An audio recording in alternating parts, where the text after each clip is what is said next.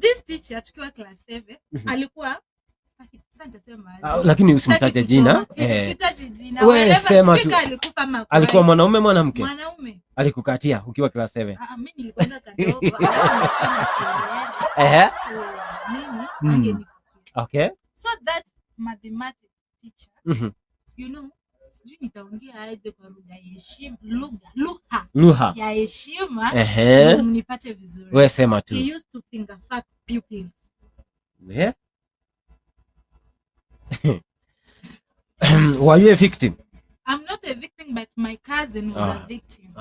Acha nikupeleke hiyo kitu mimi siwezi sahau, and one day kwenye nitafungua live. That hiyo ndio itakuwa my first story ever kwa TikTok. So guys, ilikuwa hivi. Nilikuwa class 7, alikuanga na wasichana, sasa ni wataje jina. Usiwataje majina. Msichana hata hiyo cousin yangu nayo kumalizanga shule aliolewa, aliachia shule class 6. Akaolewa. She was a prefect. So this lady, this teacher alikuwa anamuita kwa ofisi. Then anamshikashika private parts zake. Ikakuwa mazoea. So tukiwa mtoni, the girl alikuwa anatupia story. So one day tukakosana na cousin yangu, sasa hata yeye ameolewa. Cousin yangu mwingine, my second cousin. So and I was like, when tulikosana na huyu cousin mwingine, sasa huyu mwalimu alikuwa ana hii. Anamfanyia hivi. This is a true story. Tulisoma na Omete. No, are you creating a story? I swear before the living God. Wallahi hivi. Siwezi danganya. Na sijaiongea. Acha tu niongee ni. Sasa ongea kitoke. So huyu msichana, the late Joyce. Joyce. Late Joyce. The late Joyce. She was a headmistress. Nikakuja nikaanza kwa advice msichana, endo waambie madam. Huyo mwalimu sijui kama alienda jana.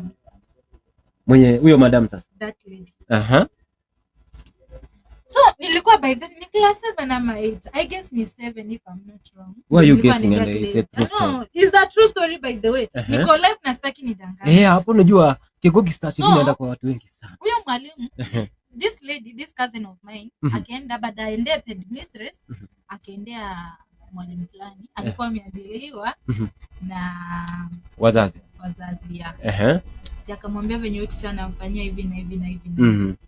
Kumbe mistress ako kwa ofisi. Akasikia. Kusikia, akakuja akamuuliza, "Ni nini unaongea?" Na nani alikwambia uongee?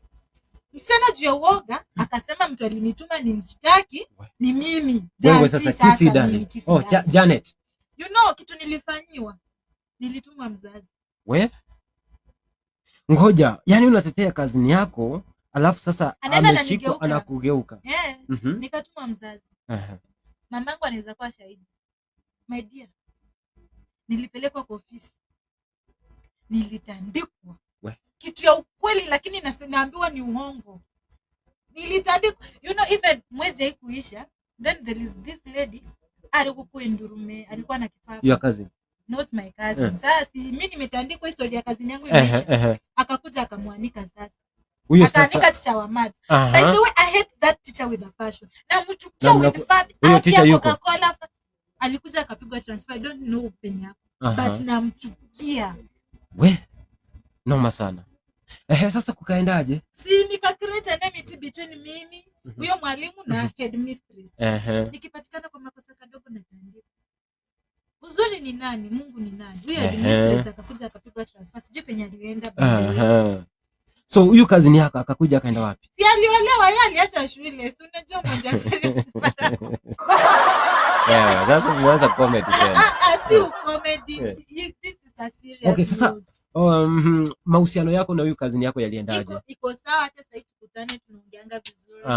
But alikujanga after nimetandikwa, sasa akanipata akaniambia sijui alikuwa anaogopa. Akiambia babaka atamtandika, hizo ndio ametuma shule, so akaona ati nilalie. So okay. Mimi kwa understanding kutoka kitambo hiyo story. But I created an enemy. Sasa nilikuwa napanga tupigane. Nikaona kupigana si solution.